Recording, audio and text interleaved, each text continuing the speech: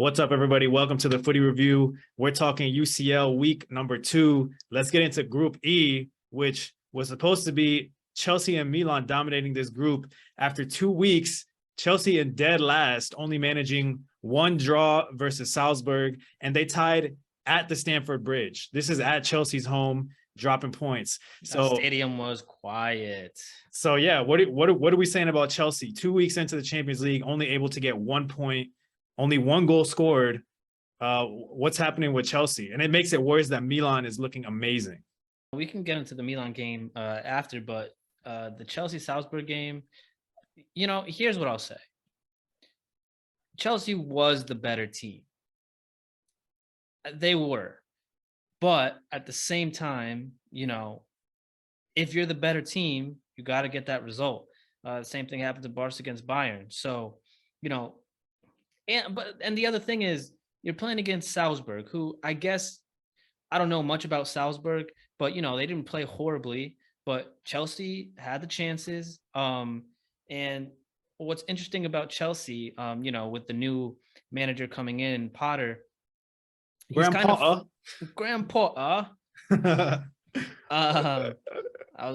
Never mind.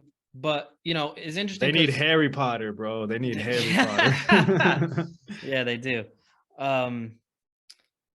It's interesting because when you come in, especially at the beginning of a season or even in the middle of a season, you're kind of forced to work with what you have, and typically, you kind of, if there are new players that have come in, you kind of work with them to try to get them into the system. Not with Potter. He dropped Koulibaly and Fofana. So instead it was Azpilicueta playing in the center. Questionable. Playing in the center, and Cucurella on the left, which I think is a fine decision. I don't really mind that too much. And the thing is, like, this is one of my problems with Chelsea this season is, like, they let Tuchel bring all these guys in the summer, like, and then they just fire them. Yeah, Cucurella, all defenders, very heavily defense oriented, and then you fired him. So now Potter has to work with players that Tuchel wanted for Tuchel's plan, and even with all this, like, defensive firepower, for lack of a better word, coming in, dude, the goal that they conceded was terrible goal. Like, it started in Salzburg's half, they played through the middle like it was nothing, and then on the final cross, it was Okafor in the middle alone with Azpilicueta. Like, I'm gonna put a screenshot here for all the viewers to see. There was on the last goal, bro, it's blatant. The only two players in the box or anywhere near the box was Azpilicueta and Okafor. It was a straight up one-on-one, nobody within 20 yards when that cross came in. It's kind of ridiculous defending for a team that seems to have put such a premium on defenders this transfer window. Right. And what I will say is that, it's interesting. It's interesting to see, even with Potter there, I'm fine with defensive decisions. Maybe not Aspi in the middle. I think that was a poor decision. But and you know what? Even putting Kepa in goal, because he could have got there. If you look at the goal and see kind of where. Well, Kepa is Kepa. Yeah, Kepa's Kepa, and that's my point. Is that why wouldn't you have Mendy in there? I think Mendy gets that ball. I think a lot of keepers get that ball. Kepa, for the sensational saves he can make, he also makes a lot of blunders that a lot of other keepers wouldn't. So it's weird to see. I don't blame Potter for trying to work with what he has and playing who he thinks are the better players. And to be fair, he probably went with Silva and Azpilicueta based off of experience, but you got to also consider in that Chelsea squad. But these are like the two oldest defenders on the team. You got young heads trying to get in the squad like Koulibaly and Fofana. If I was Potter, I would have probably gone with the young and like energetic players. So right. Look, hindsight is 2020, obviously. So to be fair, I don't even know if I would have. The reason why it's a big deal that he didn't start Fofana is because they dropped so much money on him. They dropped the bag for him, and then all of a sudden, in this game, he's on the bench. But even more so, I, for the life of me, do not understand the decision to bench Koulibaly.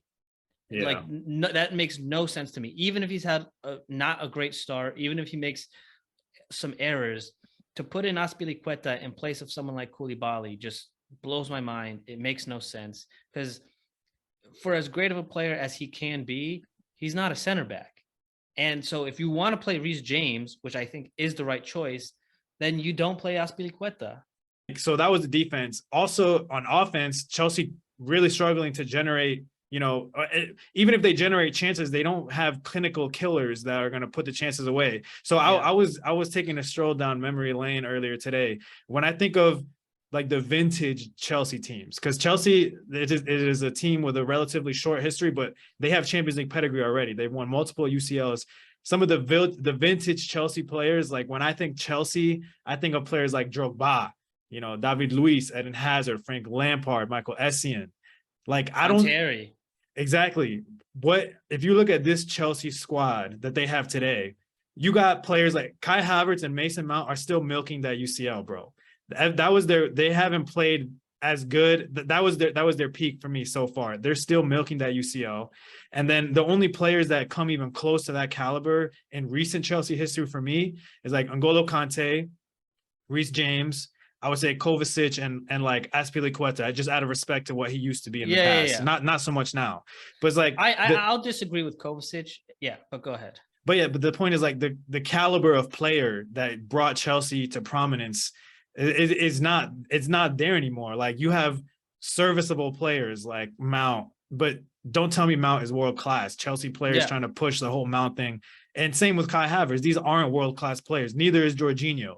So I think you got to look at the individuals a little bit. Obviously, the coach, made some, as we discussed, some errors in terms of team selection, but also the players, they're not great Chelsea caliber players either.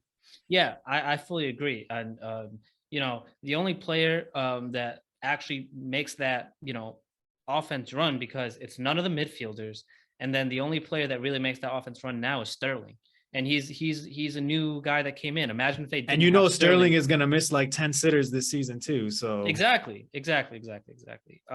So I fully agree with you, especially when it comes to that front, because Aubameyang is not what they need. I would have liked to keep him at Barca. It's a different dynamic, different team. I think he fits in a little better there. But when it comes to him playing as the number 9 in this Chelsea squad, because he doesn't get the service he needs, he doesn't get the opportunities. It's not like he has game-breaking passes coming in from his midfield, so the opportunities just don't come for him. And so I don't think all the blame is on him, but also you're playing in a lower quality team. And to be fair, it's not his choice. He wanted to stay at Barca. So it's not really his fault that he's stuck with this group of players now, when before he had players like, Gavi, Pedri, De Jong, Busquets. It was chances galore. Dembele, pure Rafinha. creativity. And it's just chances. So, he's going to get some goals on a team like that, or in a system like that, and a team like that where he gets service. But you're right. Mount, for as good as his vision is, that's kind of, in my opinion, all he really has. He has good vision, but good everything work else, rate, and that's good work rate. But what I'm saying is everything else is it's average. It's average. It's lacking for sure. Yeah. So it's like, what are you really expecting for this guy to do? And I don't understand. Get the defenders, fair. But if you were expecting to get Sterling in, and that was going to be the solution to your attacking woes, like that's not what's going to bring them the success they need. And yeah, like you said, they're sitting at the bottom of the table, 1 point. They now back to back against Milan. Back to back against Milan, who looked decent, looked pretty good.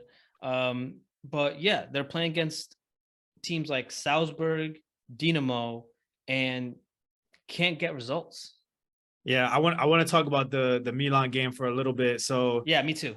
So Milan with a 3-1 win over Zagreb. Dude, Milan has a lot of good players. And I think, well, let's start overall with the game first, okay? So a 3-1 win. They took care of Zagreb, which, they beat Chelsea. So they're beating a team. To be fair, Milan was at home in the San Siro. But still, this is what you would expect. The big European teams go in and dominate a smaller team that's kind of just there, happy to be here type vibes. So Milan does their job and they kill off Zagreb very early. And it's just like such a contrast. You see Milan, which is a team that's on the ascendancy, and then Chelsea as a team that's kind of struggling with identity a little bit, in my opinion. But what are your thoughts overall on the Milan Zagreb game? No, yeah, I think they went in and took care of business. They did what they had to do. I'm not gonna, shit on Zagreb or anything because they had a decent game. But shout out to them. They went to the San Siro and scored, bro. Shout out to them. So I'm not gonna shit on them because they had a decent game. But at the end of the day, Milan got it done, and in a good way, in a somewhat convincing way. Like, they had some momentary struggles. But at the end of the day, they went in there, got it done. And, if you're going to that's the kind of thing you would expect from Chelsea, even if they are having some problems, even if they couldn't really figure it all out, you would still expect them to go in there, get it done, which, Milan did. So shout out to them. And now they're sitting atop the table. I know it's just 4 points. And I think that is the only thing that is giving Chelsea even a hint of hope, is that you're going into it only 2 points behind second place. But what's not helping them is, back to back against the league leaders or the table leaders. Yeah. So, yeah, to be fair, the group is tight. First place, Milan, they got held to a tie by Salzburg. So Salzburg tied or already got a point from Chelsea and Milan. That's kind of crazy. But yeah, so Milan with 4 points, Chelsea in last place with 1 point. So if they win the first game, which is at Stamford Bridge against Milan, all of a sudden they're tied with points on Milan. But that being said, that's easier said than done. Milan is looking very good. And also, I think they lost to Salzburg at the Stamford Bridge. So it's like, no, they tied. Sorry, tied. No, it's true. So yeah, Milan has if they can, I don't think this is going to happen, but if Milan wins both games against Chelsea, they're making a statement and saying we're back in Europe. And then you got to start talking about Milan as contenders to go deep into the knockout stages, in my opinion. And I think I agree. I mean, they're third in the league right now. I know it's early in the season, but they're third in the Italian league right now. Behind Napoli, who's very good, and then Atalanta, who's been playing very well in the Italian league. So I was going to say Milan might be benefiting. I feel like there's a resurgence in Serie A this year. It seems like Serie A is kind of building back up. I think it's slowly been happening over the last few years. But yeah, for sure, I think that Italian teams are going out here making a statement. Napoli is top of their group.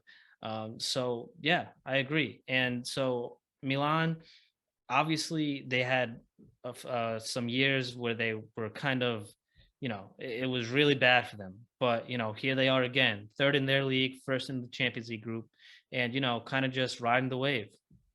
So would you be willing to take a gander on predictions for these back-to-back Chelsea-Milan games? I personally think it's going to be shambles for Chelsea. I'm kind of going for Milan to get 4 out of 6 points in these two games. I was going to say, I think Milan gets 4 out of 6. That's what that was going to be my prediction, is 4 out of 6 for Milan. And this is already these games are going to happen in October, I believe. So already early in the season, Graham Potter is going to be under tremendous pressure in these two Milan games because, dude, yeah, if Chelsea, look, they need to get Chelsea needs at least 4 points from these games. Chelsea needed to get the win today. And they dropped their 2 supposedly easiest games of the group, at the very beginning. So it's not looking great for Chelsea right now. Can they turn it around? I don't think they can, but that's the only hope. Yeah, I don't think they will. So thank you guys for checking this video. We'll be back with more Champions League analysis.